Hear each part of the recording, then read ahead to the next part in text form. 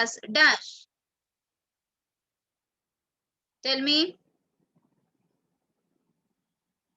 The digestion of food when completed in our mouth is called as dash.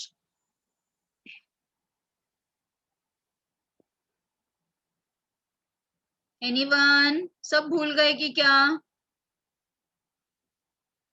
All of you have forgotten everything. ये कुछ याद है?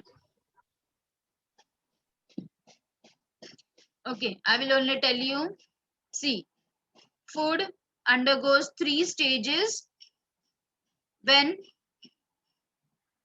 the digestion or chewing part has been done in the mouth part. The food has been converted into a round ball of mass which is called as the bolus. ठीक है? फिर उसके बाद जब स्टमक में जाता है तो स्टमक में उसके ऊपर कौन एक्ट करता है? Gastric juices act upon it. So because of the gastric juice, the food has been converted into a semi-solid, a liquid form, which is called as dash, chyme. फिर after digestion in the small intestine, the food has been completely converted into a liquid stage, which has been called as the chyme. Got it, all of you? This much we have completed.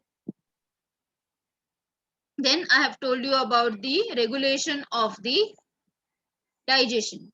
So the digestion is been regulated by 4 hormones.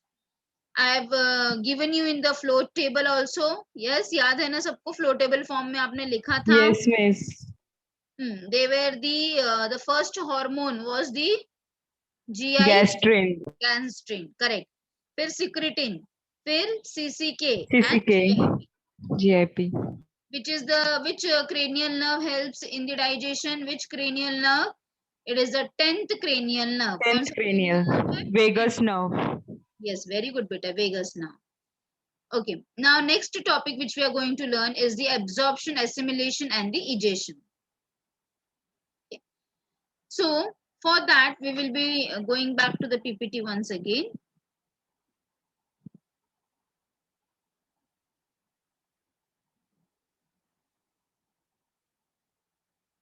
So after digestion, the next process which we have already learned, the 5 process of digestion, is the next process called as the absorption. अब absorption का process कैसे होता है? Let us understand that. So absorption is the transfer of end products of digestion from where to where? From intestine to the circulatory fluid. क्योंकि जब circulatory fluid में मतलब blood या लिम्फ में जाएगा तभी सर्कुलेशन में सारे बॉडी पार्ट्स में चला जाएगा. तो you can see how it is been transferred. So absorption can be of 2 kinds. It can be passive, it can be active. Active और पैसिव का मतलब क्या होता है? Please do understand. Active absorption का मतलब है जब भी कभी कोई चीज को एब्जॉर्ब करने के लिए एनर्जी की जरूरत पड़ती है तो हम उसे कहते हैं active absorption. Please note down all of you.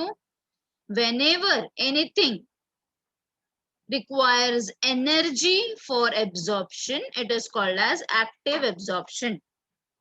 What do you mean passive absorption? Passive का मतलब है जब कोई भी चीज एब्जॉर्ब करने के लिए एनर्जी की जरूरत नहीं पड़ती है, वो सिंपल इससे हो सकता है, तो उसे हम कहेंगे passive absorption.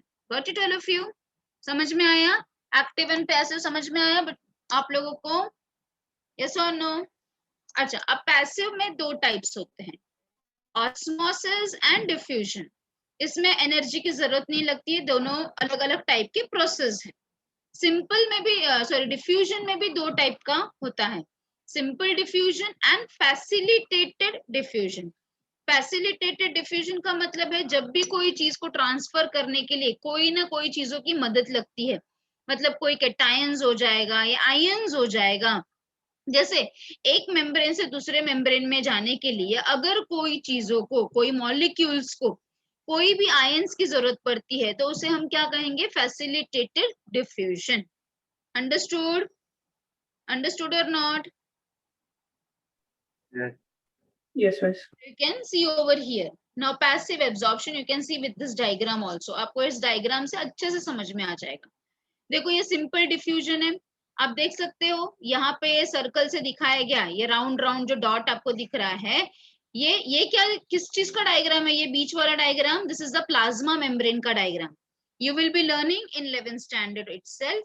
Plasma membrane is showing the fluid mosaic model. ये नाम याद रखो. It is showing the fluid mosaic model. तो ये फ्लूइड मोजाइक मॉडल है प्लाज्मा मेम्ब्रेन का.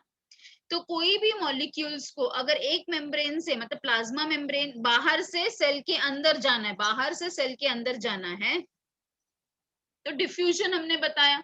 तो डिफ्यूजन सिंपली ऐसे हो सकता है. पर फैसिलिटेटेड का मतलब क्या है? आप यहाँ पे देख सकते हो एक रेक्टेंगल बॉक्स के जैसा स्ट्रक्चर नजर आ रहा है. तो ये नीचे ट्राइंगल वाले स्ट्रक्चर्स दिखाए गए कि जैसे ये वाले जो चीजें हैं, ट्राइंगल्स वाले जो चीजें हैं, वो फैसिलिटेटेड वाले हैं. मतलब इसको मेम्ब्रेन से क्रॉस करने के लिए कोई तो एक चैनल्स की जरूरत पड़ेगी. तो they can be any type of channels और any type of pumps. It can be pumps और इट कैन बी चैनल्स. जैसे हमारे जब आप 12th स्टैंडर्ड में जाओगे तो आप पढ़ोगे सोडियम पंप होता है, सोडियम पोटेशियम चैनल्स होते हैं, वो आप 12th स्टैंडर्ड में पढ़ोगे. तो अभी के लिए आपको सिर्फ इतना याद रखना है कि फैसिलिटेटेड में कोई ना कोई चैनल की जरूरत पड़ती है, और सिंपल में ऐसी आसानी से अंदर मॉलिक्यूल जा सकता है. ठीक है. So absorption of nutrients from higher concentration to the lower concentration. कहाँ से कहाँ पे जा रहा है? Higher to lower. हमारे इंटेस्टाइन में हाइयर लेवल में है, अब लोअर लेवल की तरह ब्लड में है, तो हाइयर से लोअर में जाता है. Without the expenditure of energy. This is passive ना. सो पैसिव है मतलब कि यहाँ पे एनर्जी की जरूरत नहीं लगती है. इसके अंदर ऑस्मोसिस होता है. ऑस्मोसिस मतलब absorption of water, and diffusion का मतलब है एब्जॉर्प्शन ऑफ सम सोल्यूट या फिर सम मॉलिक्यूल्स. अंडरस्टूड? यस और नो बेटा? Shall I Yes, move yes. further? Shall I move further?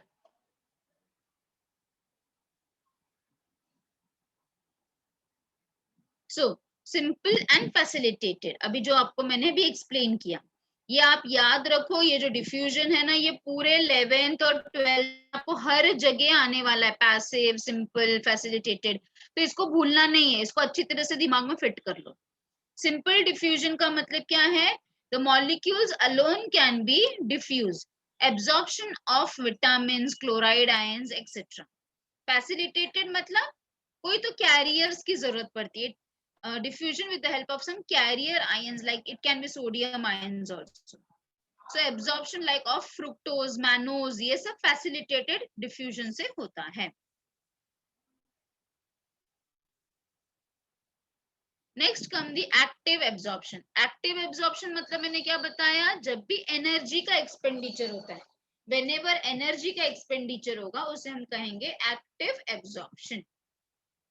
Now transport of nutrients from lower concentration to higher concentration. अब देखो उल्टा है. यहाँ पे पहले क्या था? higher to lower था, वो आसानी से चला गया. बट अगर lower to higher है, just a second बेटा, my battery is low. Wait, I will plug the battery and then I will just go through this topic.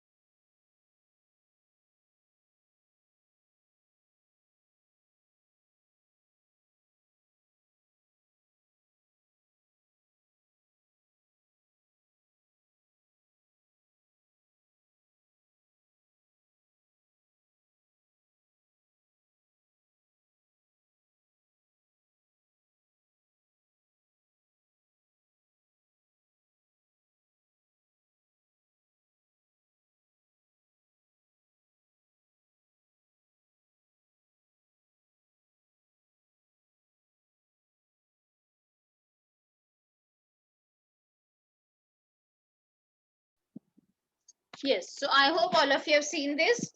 So by this thing you must have understood that absorption of nutrients from lower concentration region to a higher concentration.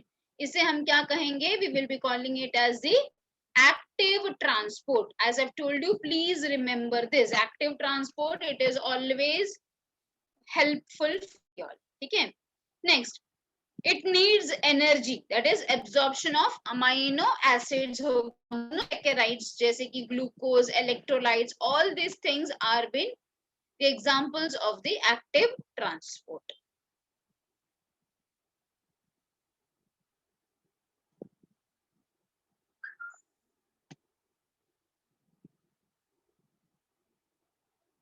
Now next topic which is very important is the absorption of lipids. Now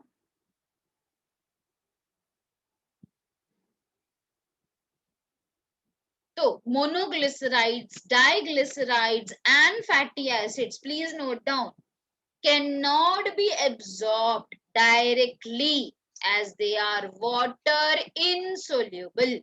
आपको तो ये चीज पता ही है कि कोई भी fat वाली चीजें जो होती हैं, कोई भी फैटी चीजें जो होती हैं, वो पानी में नहीं घुलती है ना? अगर आपने घी ले लिया, आपने तेल ले लिया, तो ये सब पानी में घुलता है क्या? नहीं. सो दे आर वाटर इनसोल्यूबल. तो फिर इसका डाइजेशन कैसे हो पाएगा? तो इसके लिए बाइल सॉल्ट की जरूरत पड़ती है, जो हमने ऑलरेडी पढ़ा था. सो बाइल सॉल्ट एंड फॉस्फोलिपिड्स दोनों मिलके कन्वर्ट करते हैं, ठीक है, कन्वर्ट करते हैं ये फैटी एसिड्स या मोनोग्लिसराइड्स को into small spherical water soluble droplets. Please do understand.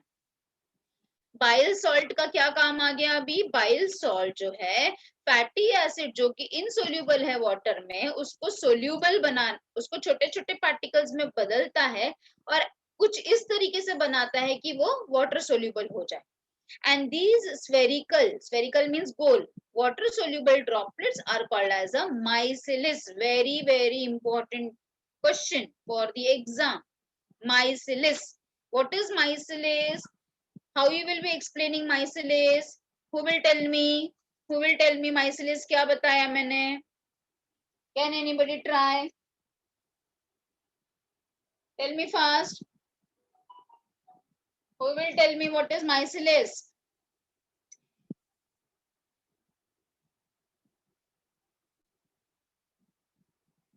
Abhin, Rajesh. Abhin, Rajesh. Yes, miss. Tell me what is mycelium. I've explained it just now. What is mycelium? Miss, बोलो बोलो.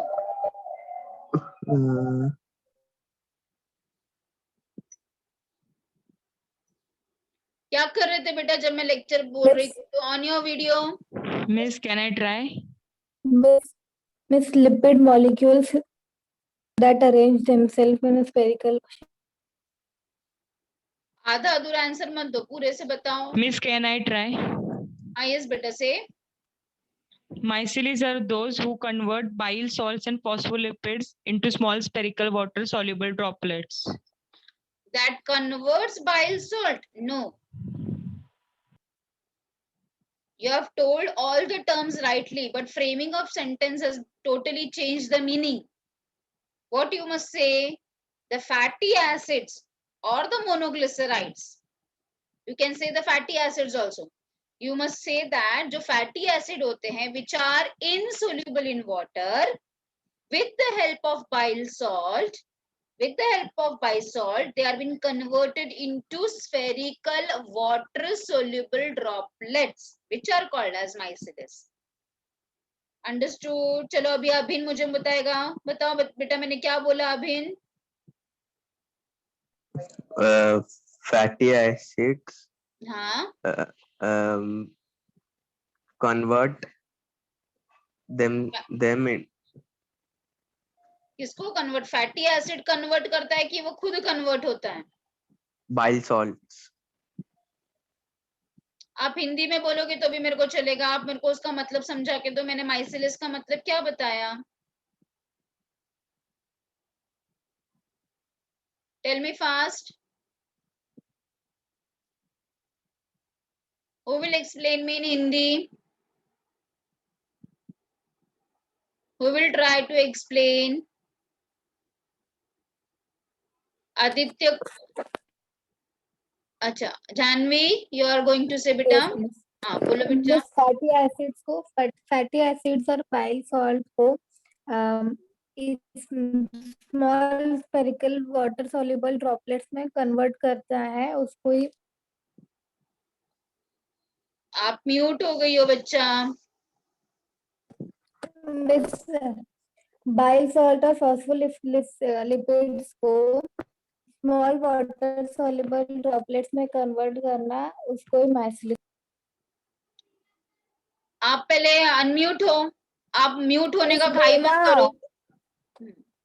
आप mute होने का घाई मत करो. Tell me once again repeat the sentence. हाँ, bile salt and phospholipids को वाटर soluble droplets में कन्वर्ट करने को ही माइसिलिस बोलते हैं.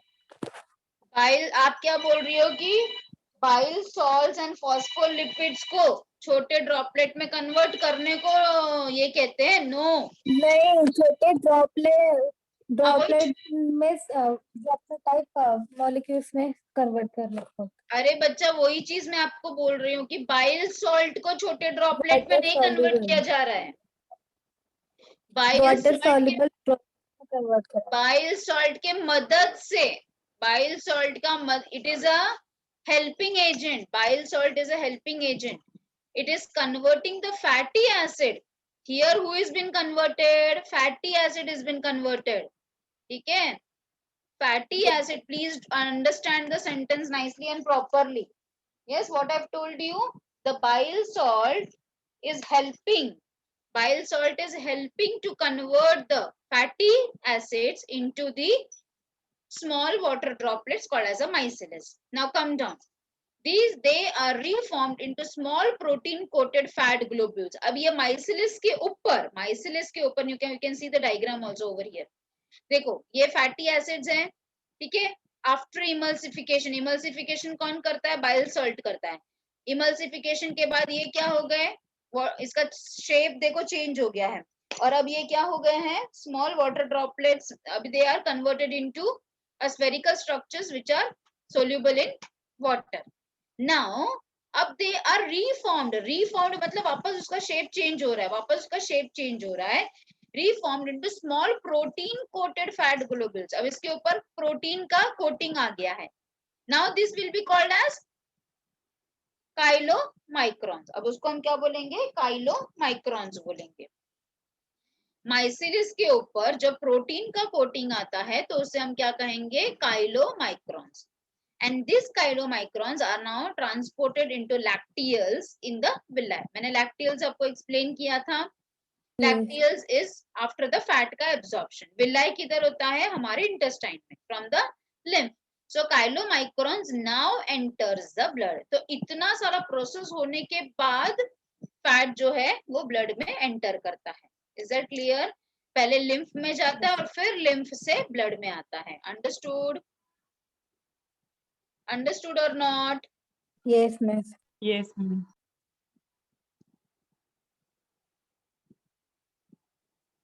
So absorption in different parts of the alimentary canal. So mouth में certain drugs can be absorbed. Stomach में water, simple sugar, some drugs and alcohol. Small intestine में almost all digested food materials, minerals and vitamins. And large intestine में only water is been absorbed. Water and some minerals and certain drugs. So large intestine में सिर्फ और सिर्फ water का absorption होता है. Please mind it. Only water का absorption होता है. Small intestine में सारा digestion complete हो जाता है.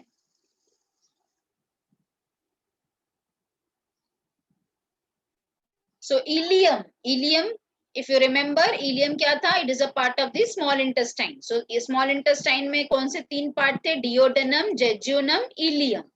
So ileum of the small intestine is the chief area for absorption. ठीक है? Ileum में पूरी तरह से digestion हो जाता है. So it is a chief area of absorption. Due to its greater length, coiled nature, and presence of many villi, which will increase the surface area of absorption. These are the villi. You can see the diagram. So जितना villi रहेंगे उतना ज़्यादा surface area will be increased for the absorption.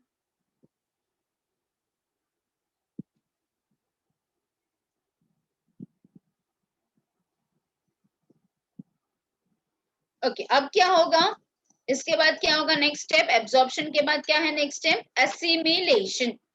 Assimilation का मतलब क्या होगा, अब जो भी एब्जॉर्ब्ड मटेरियल है वो सारे के सारे टिश्यूज के अंदर इनकॉर्पोरेट होंगे. इनकॉर्पोरेट मींस हर एक टिश्यू उसको यूटिलाइज करेगा for their different different activities. इसको हम क्या कहते हैं, we call it as a assimilation.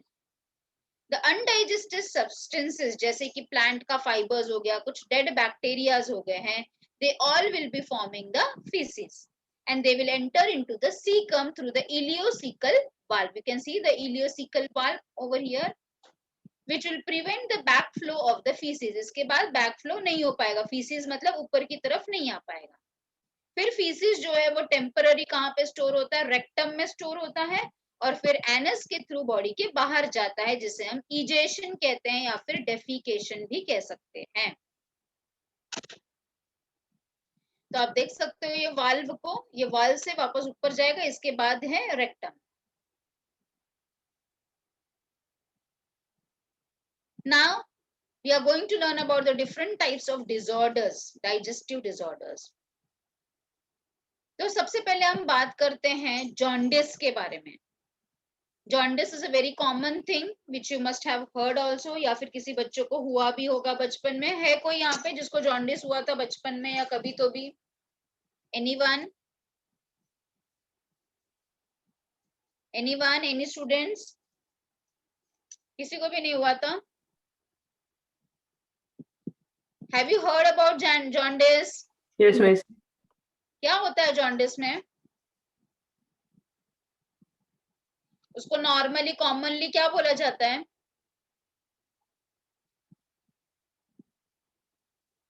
Tell. Yes तो बोला, तो बताओ तो थोड़ा बहुत कुछ. आपको कितना पता है वो पता तो होना चाहिए ना मुझे. Tell me, what do you know? Yellow fever. Yellow fever अलग होता है बेटा. You can't call it as a yellow fever. Yellow fever एक अलग बीमारी है. Any other point?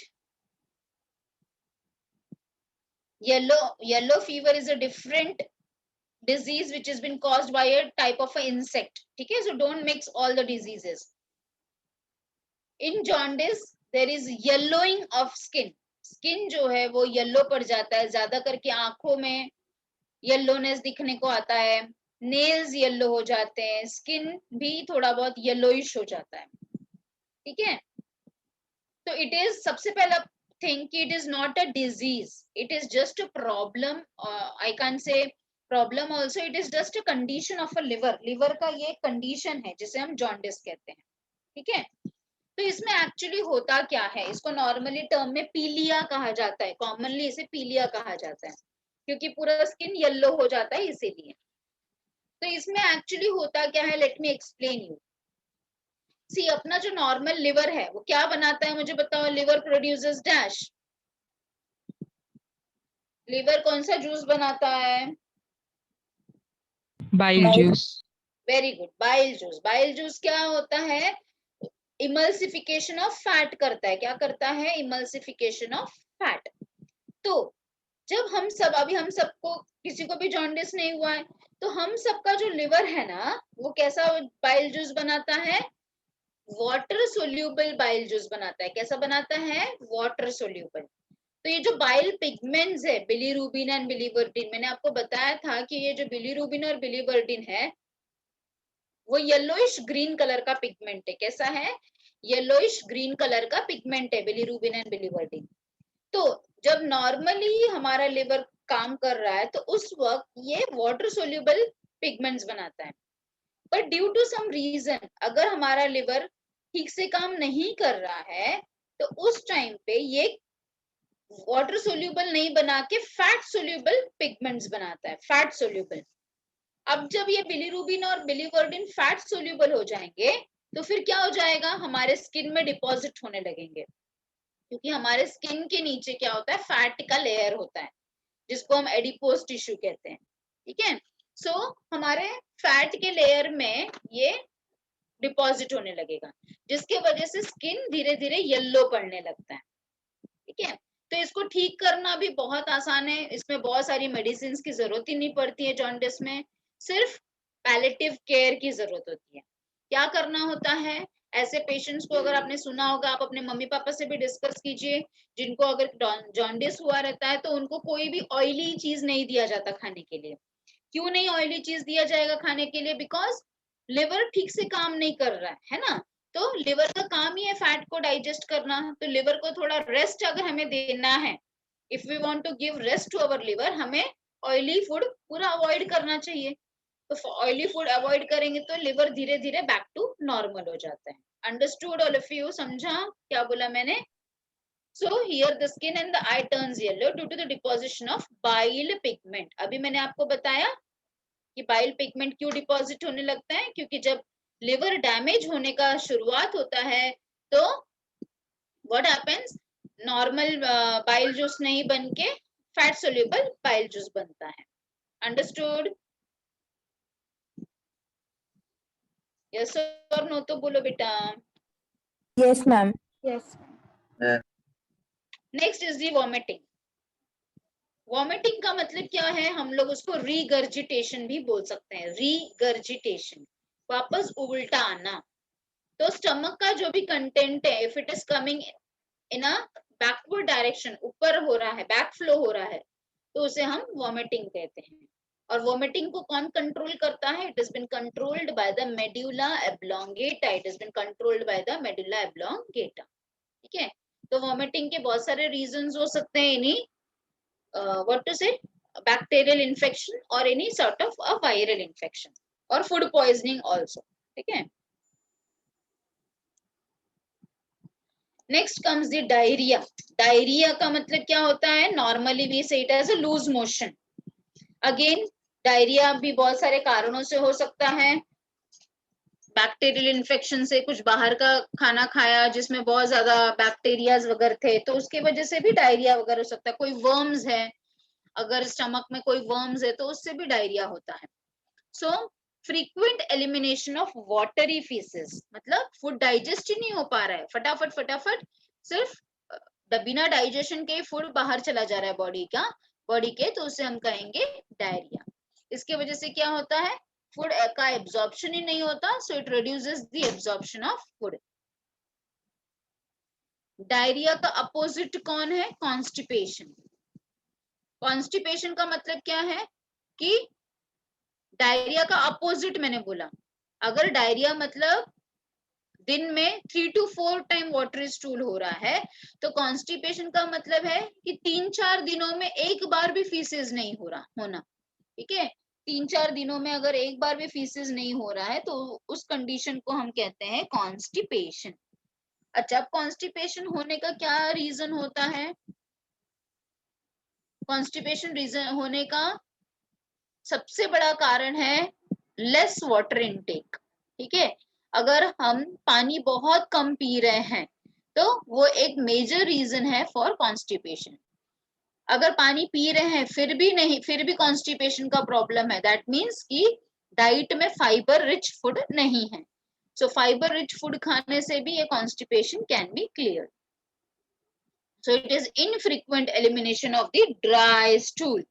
It is due to the decreased peristalsis in the colon, ठीक है।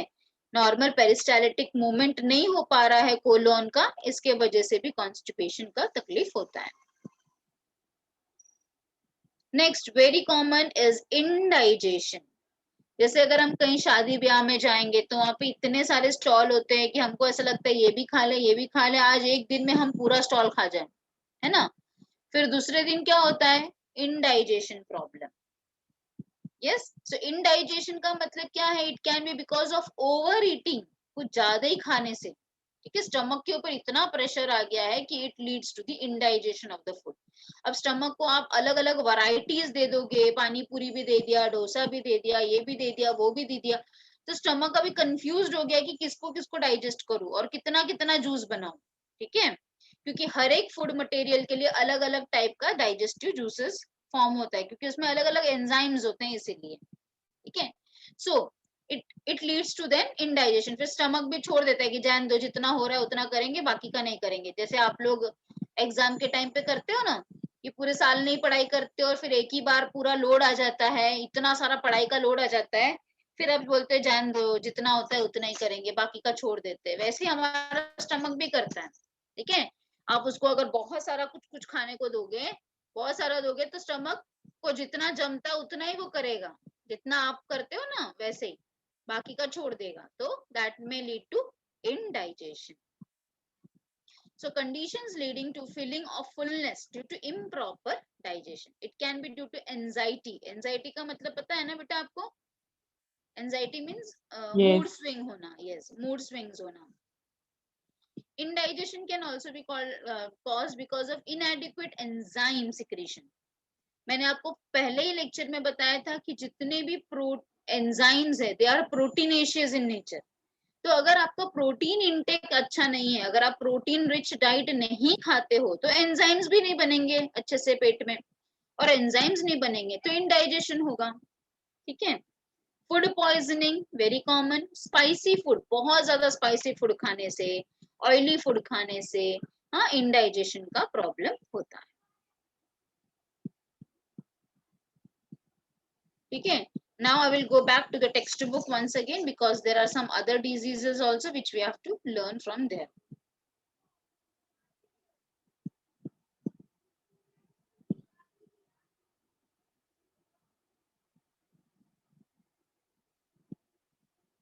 Okay.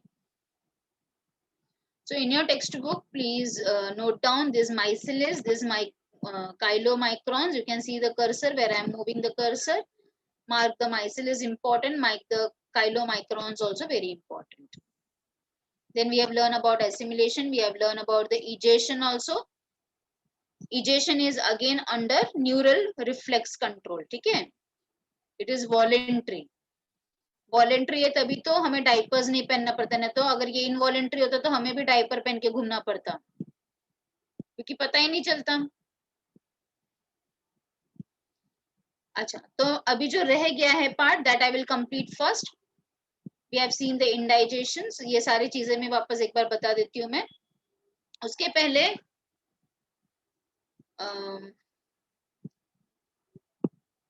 let us learn what is calories, which can be asked as a 1 mark question.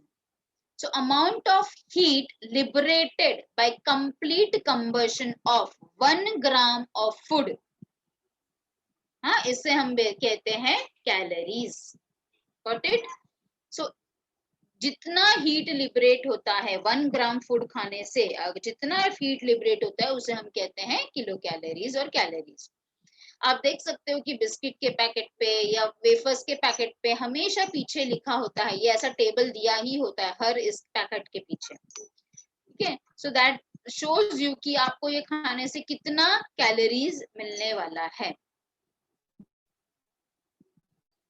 Now, next we are going to learn is about the nutritional disorders. Nutritional disorders में आपको दो disorder पढ़ने हैं, क्वाशियोकर and marasmus. क्वाशियोकर and marasmus, ये दोनों भी disorders बच्चों को होते हैं, छोटे बच्चों को होते हैं, ठीक है। I will explain you bye comparison, तो आपको समझ में आ जाएगा। सबसे पहले बात, दोनों के अंदर कॉमन चीज क्या है? क्वाशियोकर एंड मेरास्मस, दोनों के अंदर कॉमन क्या है कि दोनों भी प्रोटीन एनर्जी मैलन्यूट्रिशन है।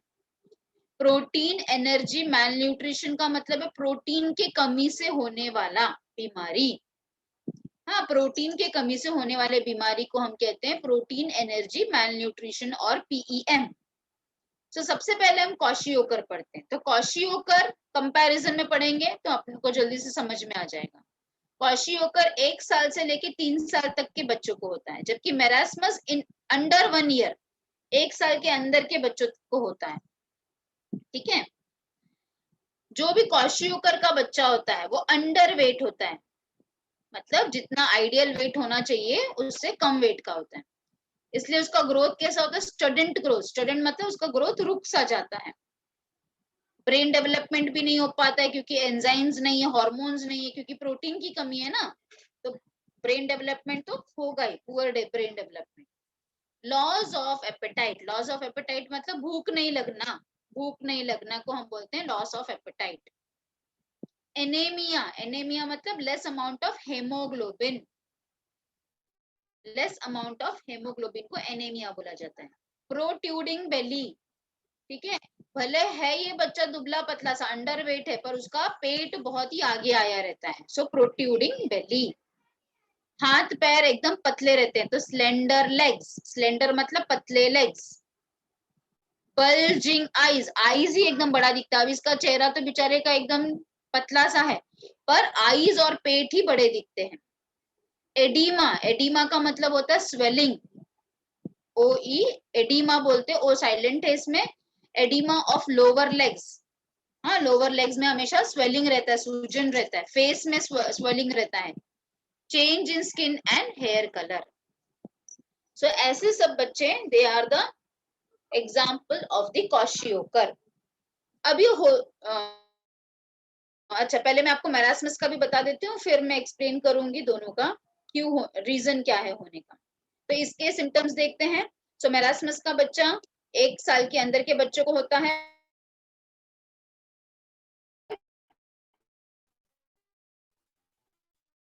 यहाँ पे भी मेंटल डेवलपमेंट अच्छे से डेवलपमेंट नहीं। सब क्यूटेनियस फैट डिसअपियर, सब क्यूटेनियस का मतलब क्या होता है, क्यूटेन का मतलब होता है स्किन, तो स्किन के नीचे का जो फैट है, स्किन के नीचे का जो फैट है वो पूरी तरह से क्या है, डिसअपियर है, मतलब कि गायब है। मतलब कि ये बच्चा कैसा है, एकदम ही दुबला पतला, इतना दुबला पतला कि हम उसके रिब्स काउंट कर सकते हैं। The ribs become prominent, the ribs are very prominent, मतलब हम उसके रिब्स काउंट कर सकते हैं। लिम्स, हाथ पैर एकदम थिन, स्किन एकदम ड्राई, ब्रिंकल्ड, झुर्रियां है स्किन में। लॉस ऑफ वेट, है ही नहीं, वेट तो है ही नहीं बिल्कुल भी। Digestion and absorption of food stops due to atrophy, atrophy मतलब क्या होता है, अपना काम जो ठीक से नहीं करता। एट्रोफी का मतलब होता है which is not working properly, atrophy of the digestive glands and there is no oedema, swelling तो है ही नहीं, एकदम दुबला पतला सा ये बच्चा दिखता है।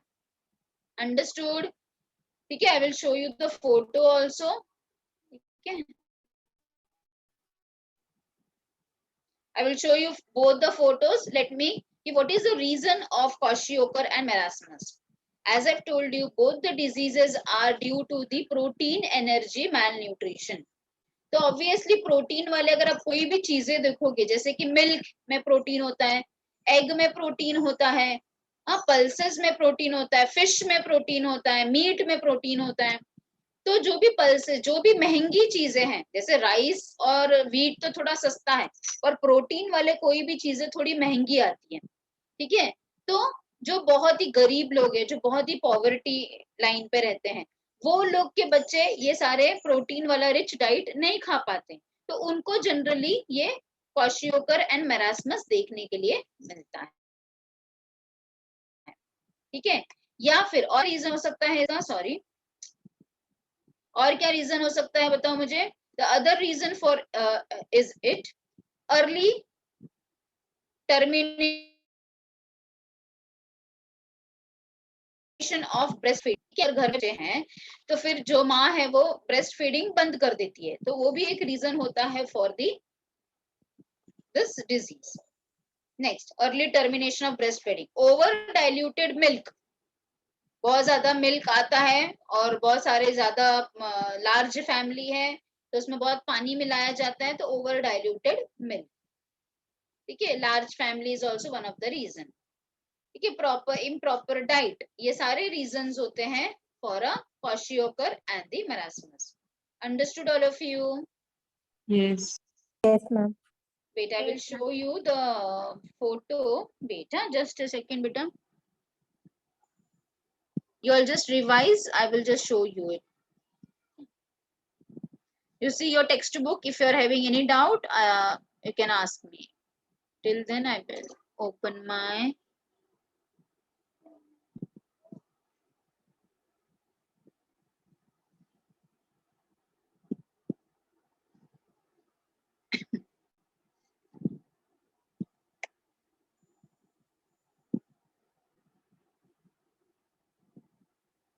You can see the indigestions wala column में भी if you are having any sort of doubt, you can ask me any terms you're not understanding.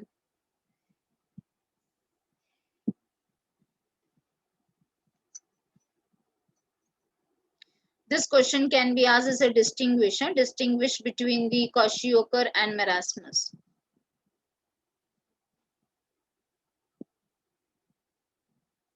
You can identify these children very well. Means आप ऐसे ही देख के भी identify कर सकते हो.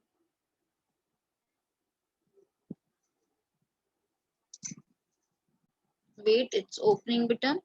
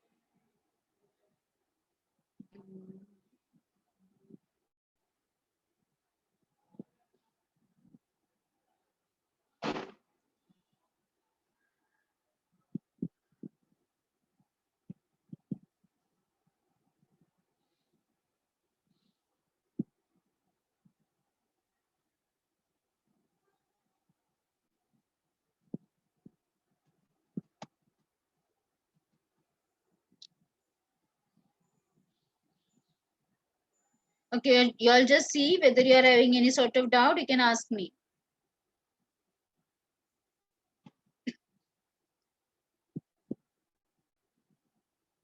Anyone is having any sort of doubt? I will share the textbook once again. Wait, huh? Okay, let me complete this, then I will show you at the last. ठीक है? Last के 5 minutes बचेंगे ना, तभी मैं आपको बता दूंगी. Let me complete this part first. Okay, so indigestion में we have seen all these things. Indigestion के कारण क्या है? It can be because of loss of appetite. It leads to loss of appetite. Acidity को हम acid reflux भी कहते हैं. Heartburn मतलब heart में जलन होना. Regurgitation मतलब vomiting आना. Dyspepsia का मतलब होता है upper abdominal pain. So all this can be asked as a 1 mark question. Stomach pain, that you all know. Then constipation. Constipation का मतलब है if it is reduced to 1 per week also, then that is called as the constipation. Then diarrhea का क्या बताया मैंने? Watery stool. It can be because of any ulcers or any reason. It can be because of the colitis or bowel syndrome. Bowel syndrome means any syndrome. Then we have seen about the jaundice. Then we have seen about the vomiting. And yes, this much. Okay.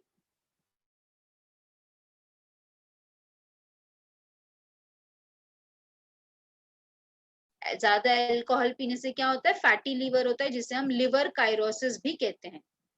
Hepatitis or fibrosis and cirrhosis can also be called as. So you can see over alcoholism से hepatitis, fibrosis or cirrhosis can also take place. Okay. चलो, go through your textbook now.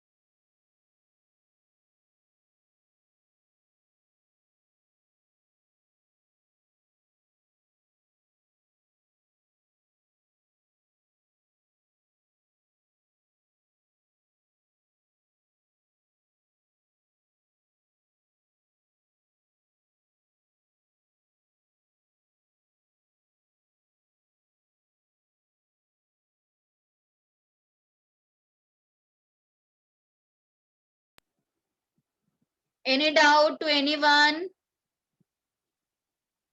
Anybody is having any sort of doubt, you can ask me now itself. Diagram. बीमारी है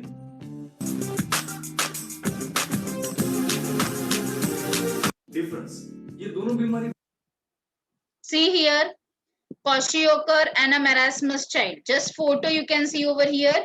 See here, the child is showing edema. You can see protruding belly. हाथ पैर एकदम पतले हैं. पैर में देखो swelling है. You can see.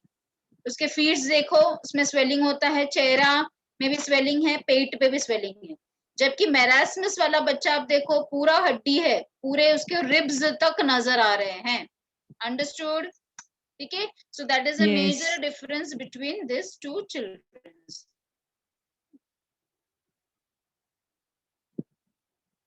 बच्चों में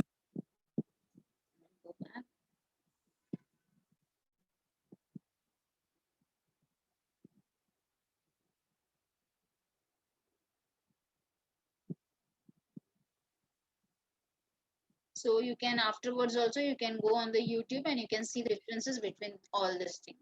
Okay. So try to solve the questions like you can see this Kamla Shenoy madam, who is an Indian woman to receive the PhD. Okay. She has worked under the guidance of Dr. Robert Hill, and she has discovered cytochrome C, which is an electron carrier in mitochondria from potatoes.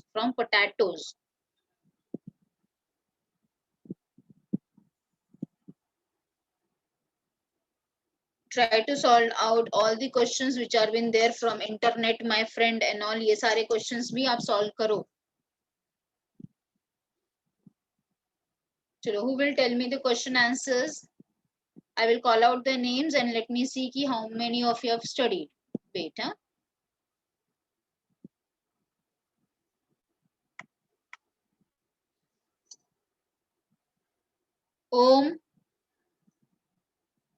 Om, not there. Mihir Sahu. I'm noting down the names also, huh? Those who are not responding. I will send it to the sir. Mihir Sahu not there, Om not there. Okay.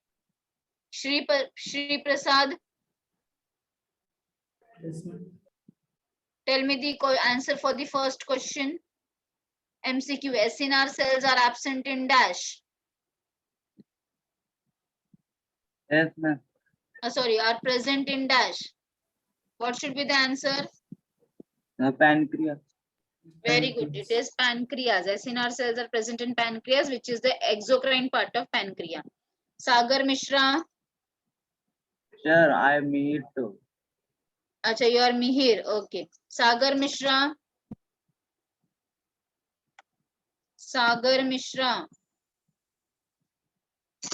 Again, not responding. Sagar Mishra also. I've noted down your name.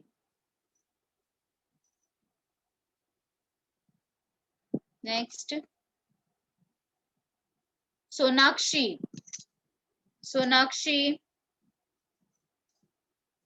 Are you there, Sonakshi? Prakrut. Yes, ma'am. Tell the second answer. Which type of teeth are maximum in number in human buccal cavity? Molar. Demolar. Very good. Premolar ki molar? Molar. Molar. Yes. अच्छा, you have told D. हाँ, तो मेरे को premolar सुनाई दिया. Very good बेटा. Correct answer. Next, Samarth.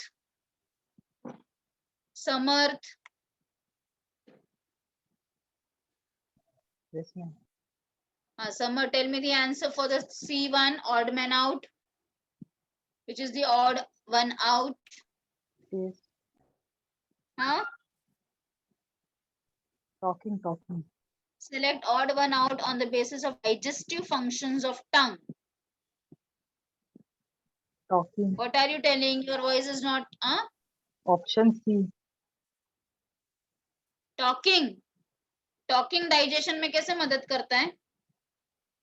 Digestive functions of tongue पूछा है, digestive odd functions. man, so talking is a part of digestion. ma'am, odd man out. अच्छा, okay, yes yes, correct, odd man out है. Next one, विस्मय. विस्मय, विस्मय not responding again. समर्थ हो गया, श्री प्रसाद हो गया, then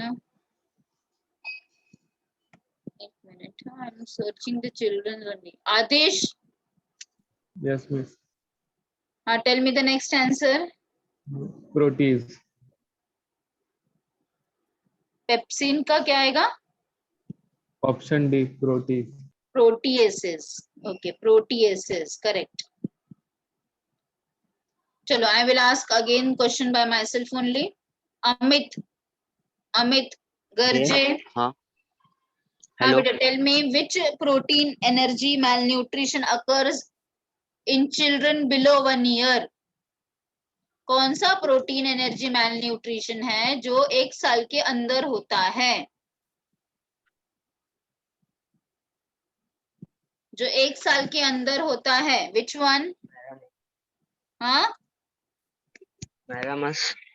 yes, marasmus. Very good बेटा, very good, marasmus, good. Anushree, Anushree,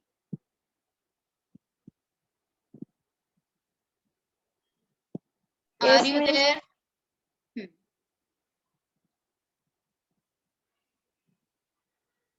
Anushri, you tell me.